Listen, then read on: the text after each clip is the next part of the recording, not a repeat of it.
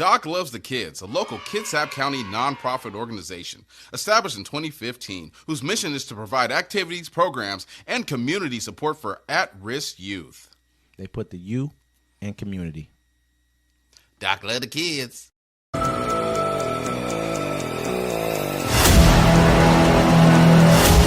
Welcome to Uncommon Courtesy, where we give you the courtesy of conversation. That's uncommonly spoke of. I'm D-Mac. I'm Wesley. And this is the show. Hey, don't forget to like, listen, subscribe. Thanks to all our viewers. You know what I'm saying? Don't mind the hiatus. Hey, you got me messed up. I know, right? It's, right. It's hiatus. Hiatus. You know what I'm saying?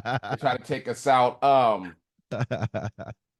Remember, folks, we go live every Sunday, 1 o'clock. You know what I'm saying? We want to put that out there for everybody. The article I want to start with 1 today. p.m. Pacific Standard Time, 1 p.m. Yeah. You guys can log in and come back and converse with us back and forth. We love to have these conversations with you guys to make sure that y'all can give you guys a side of opinion on what's going on, what we're talking about. If you have a different opinion, if you want to fact check us, anything, we love to have you guys a part of that 1 p.m. Pacific Standard Time live show every Sunday. Yeah, where you live from right now? Oh, right now I'm live from beautiful Belize. It's quick fact, man. It's one of the only it's the only primarily English speaking countries in Latin America. It's crazy that everyone here speaks English. Yeah, that's where Shime is from. Shine, yep. He's they said he's trying to run for prime minister. He's part of the opposition party. His party doesn't have control of the government here, so that's what they call him, the opposition party. Yeah. You know, so yeah, it's a beautiful place, man. I would definitely recommend people to come here. It's a hidden jewel. I've been a lot of places in Latin America. I mean, the prices are good. You know, I mean, even the prices for real estate here are really good. A lot of untapped land still here. You know, the people are nice as hell. I've been to the Bahamas. People are, I mean, don't get me wrong, Bahamas are cool. I like the Bahamas, but people here are just a lot friendlier to me. Yeah. You know, it's a lot more graciousness here. Food's really good too as well. Food in Bahamas was good. There's no comparison to that. But yeah, man, it's a really nice place. That's what's up, y'all. I'm live and direct from out the Neck of Wood Studios. Hey, looking filthy or looking like Dr. Dre right now. Yeah, no, I don't like to leave the house, man. Dre. So I bring the club here. You know what I'm saying? It costs me $40 to leave my house every day. I'm just gonna stay here. At the bare minimum, that's what they hitting you for out in the streets. That's what I'm saying. Yeah, but speaking of leaving your house, so Miami-Dade police officer at the center of the Tyreek Hill traffic stop has been suspended several times before. Miami-Dade police officer placed on administrative duties after controversial traffic stop of Miami Dolphin star Tyreek Hill has been suspended multiple times.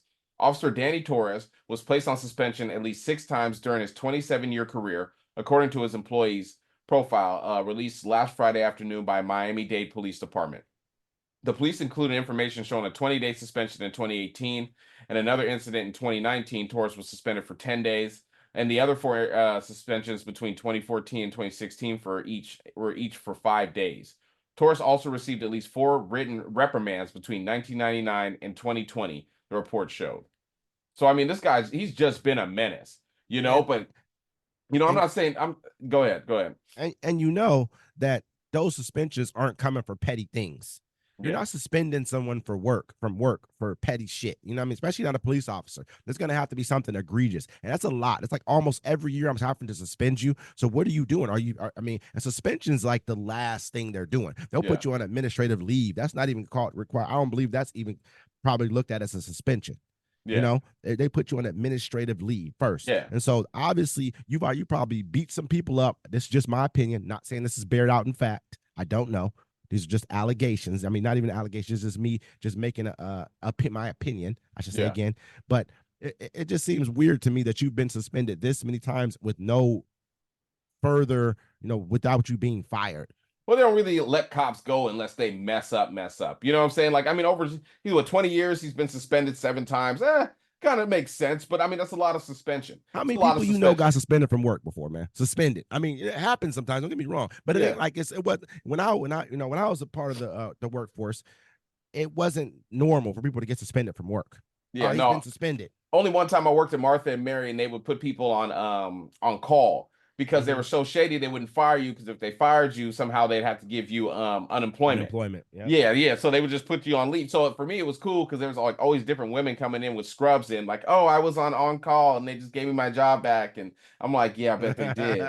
I bet that job was cool, bro. They was all in scrubs, and I'm just like, guy's crazy, man. Where do they find you at, bro? Where do they find you at? Under, my mom keeps saying under a rock. But you know what I'm saying? Like, I can understand. I mean, being a police officer is a hard job.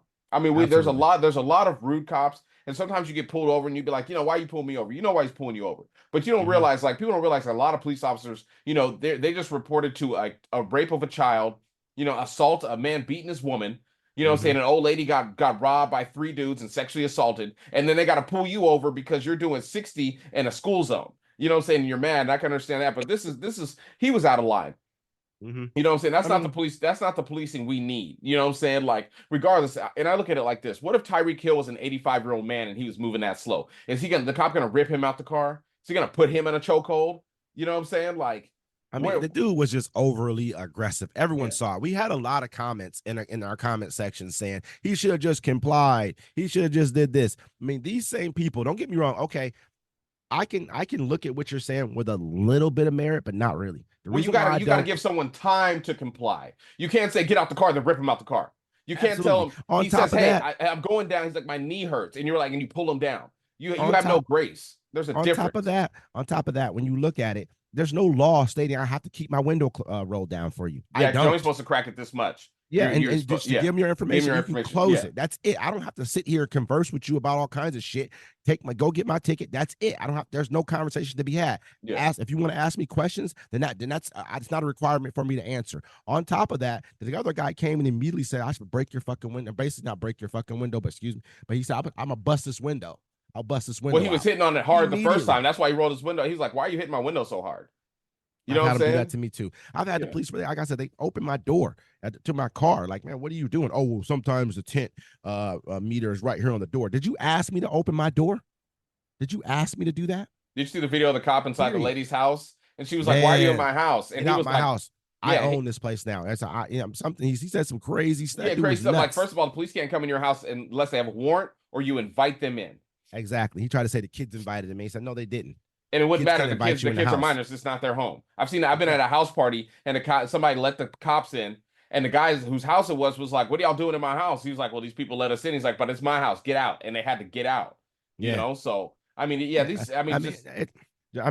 just even on top of that, I know that I was watching stuff. I don't know if we talked about this or not. We're talking about Stephen A. Smith when he actually said something like, Black people, we need to start just complying. Basically, he's trying to say we need to comply because him and like guy's name's Dominique something. They were having a conversation on I think it's First Take, Stephen A. Smith's show. I can't remember the name of it, but and Stephen A. Smith was of the argument. He said that he agreed that the cop was overly aggressive, all that good stuff. But he said that you need to comply. He was, this, that, and the third, acting like first of all, why do you crack his window this much? You need to have your windows rolled down. And then you got Shannon Sharp coming on saying, when the police first roll up, I have my windows rolled down, all my windows rolled down halfway. It's like we have to. Are you saying that we have to overly comply? Because the guy Dominique came back and said, that's a conversation that we can have amongst ourselves privately. Hey, to your kids, tell them, hey, this is how you act when the police come, maybe with your hands on the wheel.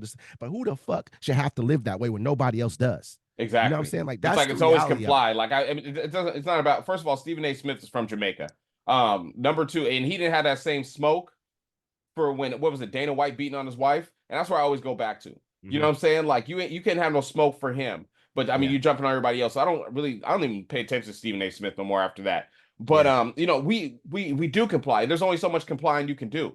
And then you see videos of people just talking to the police and telling them the law, and we can't do the same. So there is no complying. He didn't have time to comply. That's the whole thing. You open the door, get out the car, you pull him out. Hey, sit down. Hey, my knee hurts. I'm going down. Let me go. So no, you're put your knee in his back. They immediately throw him all the way down to the ground on his face, put their knee in his back. I know that. I'm telling you for a fact, like I said it before, I'm keep saying it. Look into that officer's family. They were making bets on that game that day. There was parlays on that. And that's a crazy. They said I put it in the video. I don't know if you watched the video when I was replaying it. The cop looks and he turns back. He's like, "Yo, it's Tyreek Hill." I did hear him saying that. I did hear him say it's Tyreek Hill. I heard that too. Yeah. And so they knew who the fuck it was. Exactly.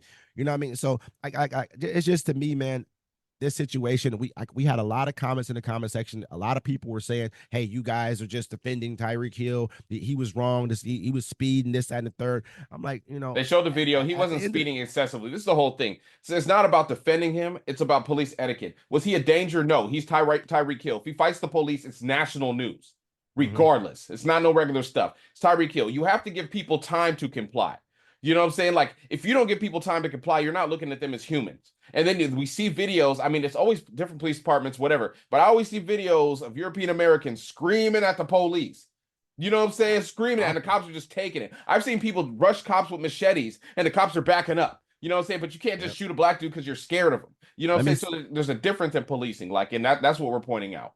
And let me just say this one last thing. Wait, real quick too. And it's turning to the point where the cops are treating everyone like us now. So I mean, either you get on board with it, or next time it's going to be your family member. Go ahead, sir. Yep. And then at the same time, these same people are saying comply, telling him, trying to tell him to comply. These are the same exact people who always tell the people, tell everyone, if you about their gun rights, you're gonna have to come pry them out of my cold dead hands. So if the law states that he doesn't have to roll his window down, I mean, why should he have to roll his window down? Yeah. Period. Yeah, I mean, that's what the law states. Just like I don't listen to those people that have your gun. Just like the law states you can have your gun. Yeah, I mean, when the law then says you can't have that gun anymore, are you going to give it up? Are you going to comply? Let's see. You know what I mean? That's kind of what this kind of boils down to me. Those two things are akin. But anyway, they ain't coming to get our guns. And besides, you know, if you everybody should comply, you should be telling all those people that tried to overthrow the government on January 6th to go turn themselves in. Absolutely.